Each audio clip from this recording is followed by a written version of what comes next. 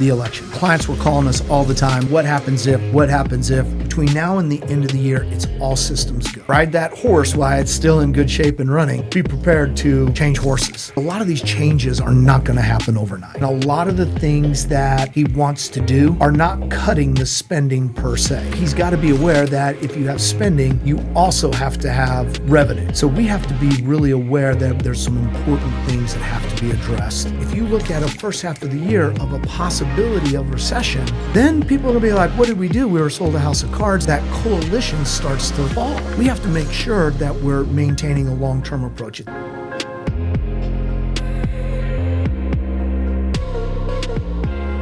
Welcome to another edition of Wealth Strategies Unleashed with Concenture Wealth Management. I'm Robert Gilliland, and with me, Karen Hyder. Thank you all so much for joining us. Look, I think we need to start this the same way that we have kind of started this new tradition when you're on the podcast, Karen. You have a good dad joke this time? Very topical. All right, so our topic is the election. We just went through something that was absolutely amazing. We've got, it seemed like it was very, very stressful. Clients were calling us all the time saying, what happens if, what happens if, what happens if? Yep. And we now have moved through to, it's no longer if, it's when. So let's hear this election dad joke. Okay. How many congressmen does it take to fix a flat tire? I have no clue. The answer is none. They're afraid of inflation. I got a laugh out of that one. Well, it's appropriate. Yeah. Good job. So there's a lot of things going on. A lot of things people are asking questions now that we know who's going to be president. And by the way, I'm really, really thankful without regard to which party you're on. We all should be thankful that there was a clear and decisive winner. We didn't need to go back through a 2020 type of thing, right? Right, wrong, or indifferent. It's good to know that the system seems to work. And it's good. It appears as if we're going to have a clear transfer of wealth. A clear transfer of power. What sort of kind of things are kind of top of mind that maybe we should talk about with regard to the election and what people can expect? Yep, I think there's a couple topics, but before we dive into that, I think what's really interesting and kind of looking at some of the results yesterday and everything that was coming out, I think we kind of have an indicator. We have a playbook to use the next 4 years. If we look back at Trump's first term, we kind of have an idea of what to expect. And I think that's going to be really good for markets, having that clarity and that known about what to expect when Trump is in office. So some things that have kind of come out, one that we know is going to be impactful is taxes. We know that there's going to be a lean towards lower taxes. So let's start with that. Yeah. So, the one thing just to kind of back up to where you are is that yes, we have a playbook, but I don't know that we're certain about the velocity or the strength of that playbook, That's right? So let's talk about taxes. As it stands right now, in January 1st of 2026, all of the tax cuts the Trump tax cuts are going to be repealed. So that would mean that, and what the expectation was is that had Harris won, you would have expected that Congress probably would a lot of those tax cuts were going to go away, which would have meant the higher income tax earners would have been paying more. The entire tax bracket would have lifted. You would have had corporate taxes go up. You would have had estate taxes actually come way, way, way down. Yeah. And that number right now is inflation adjusted is about $7 million, right? So not everyone would be affected by that estate tax cut, but that's a significant deal. So what in all likelihood's going to happen is with regard to corporate taxes, that tax rate is probably going to stay exactly where it is or go down. Trump talked about him wanting it to lower it from even where it is. That just makes us more competitive in the world, but not exactly certain if he's going to be able to get all of that because let's face it, we've got debt and we got a huge deficit. And in my mind, that's the biggest thing that is holding us back. Now, the debt and deficit can all be solved if we get this higher growth. And Trump is definitely of the mindset that if you get it so that people have more money in their hands, they're going to spend it, and a rising tide is going to lift all ships. That's kind of where his philosophy is. I do think it's vitally important to understand because Trump did talk a lot about no taxes on tips, no tax on overtime, no tax on Social Security. Those are things that people say, heck yeah, that sounds good. But there's this other part of that we've got to be aware of, right? And that is the president doesn't necessarily set tax law. That's set by Congress. And we also have to remember that Trump is a negotiator. Yeah. And in other words, he's not going to come in low. He's going to come in high. You're going to come in low, and he's going to try. He views it as a game. And I think that there's a possibility of some or all of that coming to be. But the reality is that we have a spending problem in this country. And a lot of the things that he wants to do are not cutting the spending per se. So he's got to be aware that if you have spending, you also have to have revenue. And so you've got to be really aware. I think that which is the bedrock of this country, small and medium-sized businesses, right? I think that this is a very good outlook. They're going to keep their income, a lot more of their income. For individuals, I think individuals can look at tax rates kind of being where it is and not necessarily dropping a whole bunch. But again, there's going to have to be some negotiation. The real key is going to be Congress, the Senate and the House of Representatives. And as of this recording, it looks like he's going to have a unified government. Okay, and that means he should be able to get a lot of what he goes through. But the majority, specifically in the House of Representatives, is probably not going to be that big. And if you have some defectors, and there are two that will be defectors if they don't like what is, you could end up in an issue inside the House of Representatives. So, and I also think that Jeffries, if the Democrats don't take control, Jeffries is going to probably be the leader of the minority. And if he is, he's probably going to be, part of his job is going to be an agitator. And Trump's going to have to work with him on that. In order to get these things through, at the end of the day, when it comes to taxes, I think that what people can expect is that tax rates stay where they are and possibly drop. I think the risk of having this massive increase in taxes is not going to hit the average American. When you look at markets, who do you think stands to benefit from that? I mean, like companies with regard to taxes. I mean, I think the beautiful thing is that now I think businesses are going to stand to benefit from that. Multinational businesses are going to stand to benefit from that. Business owners are going to stand to benefit from that. It'll be interesting to see if they go in, they add in any sort of capital expenditure type of thing. So if you are a construction company, if you go buy a new truck, you're going to be able to realize all that depreciation right here. So I think really all businesses should benefit from that. Retail should benefit that. People have more money in their pockets. All of that will be good. The service, look, let's face it.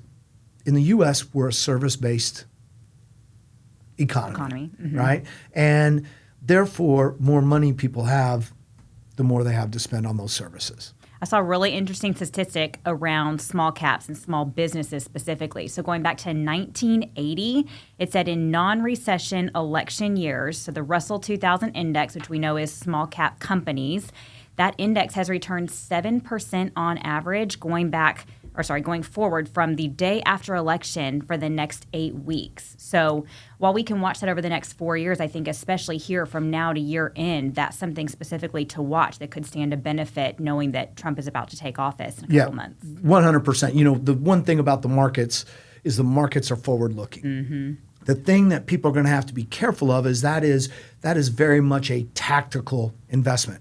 And the day after the election, they moved a ton, right? I forget the exact amount. Like 5.8%. Yeah, so we almost took one day. So we almost got all of it, right? Yeah. I think we just have to be careful. You have to be careful. That is a tactical investment, which means that that's not necessarily long term. You just have to be very aware that 6 months from now, life may be a little bit different. Yep. So another thing we've heard a lot of commentary from former President Trump is around President-elect, correct, is higher tariffs. So let's talk about that for a second. Yeah, I really believe that is a negotiating tactic. I think that it worked. A lot of times with regard to tariffs is that he wants tax reciprocity. Yeah. In other words, we're buying these goods from you. you need to be buying these goods from us. That's going to be good for your multinational companies. That's going to be good. The reality is that he wants to double tariffs and wants all that. There's the intent, and where most people think about is that bringing manufacturing or bringing jobs back to the U.S. Who wouldn't be for that, right? You have to have the workforce to do that, but that would be good. The thing that we have to remember is that if these tariffs go in, that will be inflationary because we will pay more for goods and services, right? Especially things that are imported. And name one thing that's not imported these days. Be hard pressed. Right. And so I think we have to be aware that process is going to take some time. Here's the other thing. The taxes like what we just talked about, as well as these tariffs. He can't do that on day one. Yeah. It's at the best, if everything happened efficiently in Washington, which by the way, we can't expect for that to happen. If everything were to happen efficiently, you're talking late summer in all reality before you start to see those things. There'll be a lot of movement and things inside there. There's no question that Trump is going to try to use this as a negotiating tactic. What I do know is I talked with a buddy of mine who's an executive for an auto company this morning, and they're looking at that because they import a lot of stuff into the U.S. And now their game plan that now they're looking that they figure that they've got about an 8-month window to figure all this out. And there was massive investments that were made in some of these other countries by this company. So the tariffs, I think that they'll be used the right way, but we have to be aware that it potentially could increase inflation. Okay, let's talk about the regulatory environment. We know that we've heard that President Trump would be wanting to to be less regulatory, that it would be pro companies, pro business, which is good for markets. Talk to us a little bit about what you think is going to happen there. Yeah, what's interesting about, obviously, he wants to get government out of a lot of things, right? So you're going to see a lot of the regulatory environment go back to where it was from 16 to 20. That will be good, but what's interesting, it'll be better for your medium and small companies than your large. A large company, call it a mega cap company, just rolls with it and deals with it. In fact, they may be for it because that makes the barrier to entry higher, right? But these smaller companies that no longer have to worry about this extra cost of doing this or this extra cost of doing that, that should help all companies across the board. And the reason why I say that is that it's going to make those small and medium-sized companies a lot more competitive with those larger companies, and that will add to the bottom line. If you have to think about this when you're thinking about earnings and when you're thinking about investing, is the biggest thing that I'm interested in is that bottom line growth. That's the money that goes to the shareholders, right? Or money to be reinvested back in for growth. Well, if I can knock out some expenses, that's going to be a good thing. And so the regulatory environment is going to be is huge. And I think businesses, that's where you have a lot of optimism. I think the last topic, it's probably the one that we've heard the most talk around, is drilling. We've heard Trump say, drill, baby, drill. What do we think is going to happen in the energy industry and just around that whole environment? Yeah, a real interesting point. A fact is, if you go back and you look under the Trump administration and you look at oil, the performance of oil-related stocks versus the performance of green energy stocks, you would think, because of where energy was and how it was drill, baby, drill then, right? You would think that oil companies did the best. Absolutely. And green companies just were probably pretty much non-existent. Do you realize that during the Trump administration, green energy did better than oil significantly during the first Trump? Wow. During 45, right? But what's interesting is that during the Biden administration, we got the Green New Deal. We understand everything that was engaged there. The Green New Deal, the exact opposite happened. Energy companies big oil actually did better than green energy. So you go, why is that? Right? Well, the reason why oil did better under the Biden administration versus the Trump administration was because of the price of oil. The price of oil was way low, so margins for these energy companies were low. Yeah. Okay. Now, one of the things, and it hasn't really been talked about, but I fully expect, one of the very first things that the Biden administration did is they stopped the Keystone Pipeline. Jobs were lost, good paying, quality jobs, pipe fitters, welders, those types of things. And where that was, and yes, we're producing more oil, but there's a lot more that we can produce, and we actually have enough. We have more oil in this country than what Saudi Arabia does. The question is are we willing to go get it, and at what cost, right? But what I fully expect is that energy prices will come down. Those energy prices come down will directly translate to more money in our pocket. Instead of paying $3, $4, and on the coast, $5, $6, $7 for gas for the car, that is going to come down. Now, that also is not going to be an overnight situation. But what I do think is that you could see revenue streams for the government actually increase, and therefore these energy companies may potentially could benefit because we may increase the amount of exports that we do, right? And in this geopolitical world, one of the things that Trump understands and knows, and how to keep Iran intact, and how to keep Russia in check, both of those in check, if you will, is to get the price of oil down so they're not making money, and they then put sanctions on them so they can't sell it, right?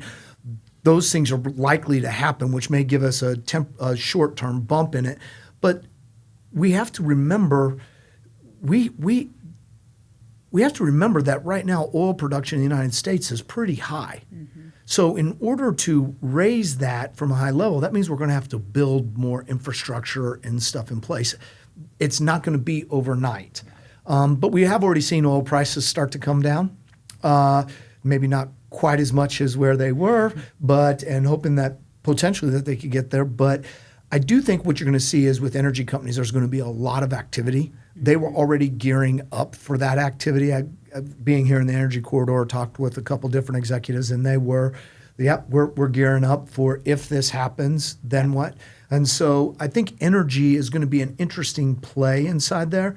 It's also going to be interesting to see what sort of alternative. Are we going to have a two-pronged approach? Let's also come in here and evaluate hydrogen, evaluate nuclear. Can we set these up to maintain and get us so we have energy independence? And that's going to be key. Absolutely.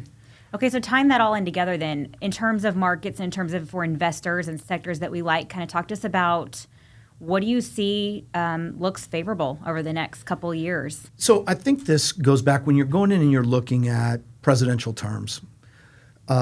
There's a couple points, and we've talked about this before in this podcast. When you're going through and looking at which administration, a Democrat or a Republican, which does better for the markets and which does better for the economy, it's a wash. What actually is the change is whether or not you have dead gridlock in Washington. The economy and the markets really love gridlock. One challenge that we have is that there's a good probability that we're not going to have gridlock in Washington per se, with the unified government being president, House of Representatives, and Senate all being in the same party. But this is really where the hard work has to happen. And I think Trump probably understands and gets this, because his legacy, in my mind, he's probably looking at his legacy. He wants to have a strong economy and everything, but he wants the next person to be a Republican to continue building on it, right? And so what I think has to happen with this is I think we need to be aware of a couple things. It's not going to be a straight line up. Yeah. It is going to be a roller coaster. One of the things that I look at that has nothing to do with an administration and who's in the White House is that we spent about 24 months, a little bit longer than that actually, with the markets, with the bond market in an inverted yield curve. That's where short-term interest rates are higher than that of long-term interest rates, which is the exact opposite of what you think. If I'm going to tie my money up into a CD that's going to mature in 30 years, hypothetically, I want to be paid more than that one that's going to mature in 90 days. Yeah. So what we've had happen is that short-term interest rates pay more than long-term interest rates. Well, about 7.5 weeks ago, the yield curve went to normal, which is where short-term rates pay less than long-term rates. It's done some moving since then, but we'll see what happens. And here recently, the interest rates have started to edge up. But every time since 1971 that you've gone from an inverted yield curve to a normal yield curve, 4 months later, you entered into a recession. Now, there's a big mistake if you think that, but this time it's different. This time potentially could be different because there's an argument to be made that we've gone through these rolling recessions, whether that's parts of the country or industries. But that still sticks in my mind because it's kind of foolish to say, but this time it'll be different. It may not be exactly the same, but it's going to be very, very similar. The other thing that I do have concern with is that in October, the longshoremen went on strike. And Biden was able to negotiate with them to wait until January 1 to come off a strike, wait till January 1. If the longshoremen go on strike, and depending on how long it is and what happens, that could be very, very inflationary. You could have supply chain disruption inside of there, and we could go back to a similar type of time frame like what we experienced in 2021, where we had supply chain issues. We have to be careful of that. So kind of what we're looking at is that I think between now and the end of the year, it's all systems go. There's a tremendous amount of optimism. You have to make sure you're managing your risk. Things don't always go up. When you have such massive days like what we did on the day after the election, you can't expect for that to continue to happen. We're coming in here into a period where we're going to have tax loss selling if there is any sort of thing, people tax managing their portfolios. So you're going to end up with a lot more volatility. But between now and the end of the year, it's all systems go. I think as we move into the new year, I think it's still going to be all systems are go. So the sectors, the industries, I think technology is going to continue to be that sector. Financials, I think, are going to be something that are going to continue to be good. For right now, I still think energy has big opportunities. So that would really be the big three. As you move into next year, I think what I'm really hoping for is that the market broadens out, where it's not just a technology game story. It is really everyone, a rising tide really is lifting all ships. And if we get into that type of period, I think that as we move into next year, that's going to provide that diversification, which will help the markets continue to go. Look, there's no question technology and AI are changing the world.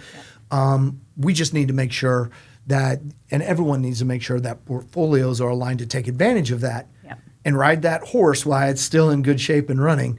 But when it gets tired, be prepared to change horses. One thing I would add to that, I would add defense. I think with everything happening geopolitically, I think there's a strong opportunity in the defense area as companies that are helping with that will do well. Well, Karen, I think you're exactly right. We've sent so much equipment and so many things and so much money to other countries to help them defend themselves that our stockpiles and technological advances need to continue. And the challenge is we are currently spending more on the service of our debt than what we are on defense. And we've got to get those out of whack so that we have the money to spend on defense. Because one thing, and I think your point, that was one industry that you're 100% right, is that Trump wants peace through a strong national defense posture. Absolutely. And so we have to make sure that we're spending that money in there. And so those defense companies and the re-engineering of our military is going to have to be something we're going to have to do, because there clearly are risks that are inside there. Definitely. Well, we've covered a lot. Anything else you think we've missed people need to be aware of? No, I just think the biggest thing is that, and I think you and I have talked about this, is because this is such a hot topic for people, it really, really, really, to me, when we got to Election Day, it felt like a lot of hard work had been done, right? Or a lot of hard work was going on, or that it was hard. And it is hard. Thank goodness we had a clear winner. But the hard work started the day after. And this is not going to be an overnight click the button and go. Yes, I do think optimism's picked up, and I think that the broadening of electoral of the people who voted, that was a good thing, because this means that now there's a sense of patriotism that's inside there. But a lot of these changes are not going to happen overnight. Yeah. Right? And so we have to be really aware that there's some important things that have to be addressed. This tax issue, they're going to have to pick this up right at a time that there's going to be a lot of stuff. And oh yeah, by the way, if you look at a first half of the year of a possibility of recession, then people are going to be like, what did we do? We were sold a house of cards. And then that coalition starts to fall, disappear. We have to make sure that we're maintaining a long-term approach. At the end of the day, stocks always do better than bonds in the long term. Yep. And bonds always do better than cash in the long term. Now, making sure that your portfolio is set up the right way for where we're going. The key is take advantage of where we are. This roller coaster's heading up. Be prepared to make adjustments and changes, and make sure you're managing your risk. Absolutely. Perfectly said. Thank you all very much for joining us this week. We really are appreciative of all of our listeners to this podcast. Please feel free to share it with all your friends and family, and we'll see you next week. See you next time. The information contained herein is intended to be used for educational purposes only and is not exhaustive. Diversification and/or any strategy that may be discussed does not guarantee against investable losses, but are intended to help manage risk and return. If applicable, historical discussions and/or opinions are not predictive of future events. The content is presented in good faith and has been drawn from sources believable to be reliable. The content is not intended to be legal, tax, or financial advice. Please consult a legal, tax, or financial professional for information specific to your individual situation. This work is powered by Concenture Wealth Management, registered representative of Sanctuary Securities, Inc., an investment advisor of Sanctuary Advisors, LLC. Securities offered through Sanctuary Securities, Inc., member FINRA, SIPC. Advisor services offered through Sanctuary Advisors, LLC, an SEC registered investment advisor. Concenture Wealth Management is a DBA of Sanctuary Securities, Inc. and Sanctuary Advisors, LLC.